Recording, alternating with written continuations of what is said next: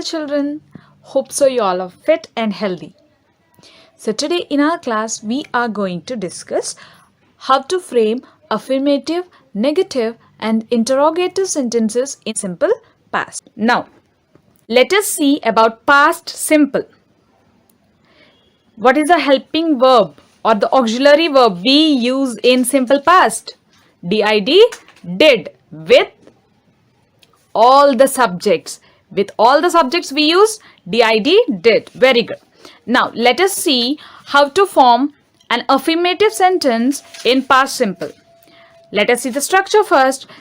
The structure is subject plus verb, and we are supposed to add d or ed or ied to the verb, and then comes the object. And when to use ed and ied? You all know, right? When to use ed? If the verb is ending in a vowel followed by y, in that case we are supposed to add ed to the verb. And if the verb is ending in consonant followed by y, in that case we have to remove y and we are supposed to add ied. But there are some irregular verbs. Those irregular verbs do not follow this rule. In such case, the complete verb will be changed. Okay? Now let us see some examples. They lived. They lived here. We played football. I carried the bag. She wrote a story. If you observe the last sentence here, wrote.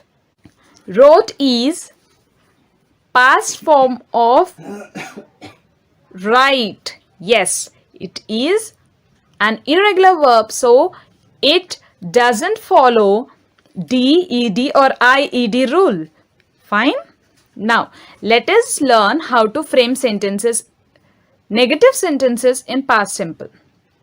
So, as we already know, what is the helping verb we use in simple past? Did.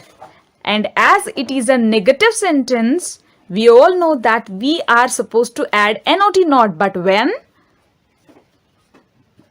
Immediately after the auxiliary verb. So the structure is subject plus did not plus verb plus object.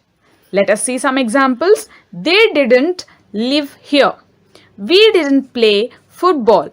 I didn't carry the bag. She didn't write a story. These all are negative sentences in simple past. Now let us learn how to frame interrogative sentences in simple past. Let us see the structure first. Did or didn't plus subject plus verb in the first form plus object, and then at last comes the question mark. And as we all know, while framing the questions, the auxiliary verb comes at the beginning, and then comes the subject, and then comes the verb in the first form, and then we are supposed to write object ending with a question mark. Now let us see some examples. Did they live here?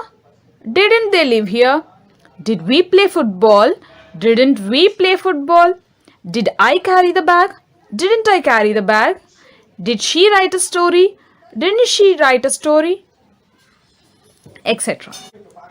Now, let us see some more examples. Your first one. Jim likes the stranger. This is an affirmative sentence. And let us change it into negative. Jim doesn't like the stranger. Now, let us form interrogative sentence. Does Jim like the stranger? Doesn't Jim like the stranger? One more example. You sing well. You is followed with do. Very good. And to frame negative sentence, we are supposed to add not immediately after the auxiliary verb. You don't sing well. Now let us frame interrogative sentence. To frame an interrogative sentence, we are supposed to write the auxiliary verb at the beginning of the sentence, and then comes subject, and then comes the verb, and then object. Do you sing well? Question mark. Don't you sing well? Question mark. Now, one more example in simple past. Jim narrated his story. So, what is the auxiliary verb we use in simple past tense? Did. And to frame a negative sentence immediately after did, what are we supposed to write? NOT not. So, the negative sentence will be subject plus did not plus verb in its first form plus object. So, the sentence will be Jim did not narrate his story. Now, let us see the interrogative sentence. For interrogative sentence, we all know that auxiliary verb comes in the beginning, did, and then comes the subject, Jim, and then comes the verb, narrate, and then comes the object, his story, question mark. Did Jim narrate his story? Now, the negative interrogative sentence will be, didn't Jim narrate his story? Beautiful. Now, hope so you all understood the topic well. So, keep practicing and keep framing more and more sentences that will help you a lot. So, stay home, stay safe. We shall meet in our next class.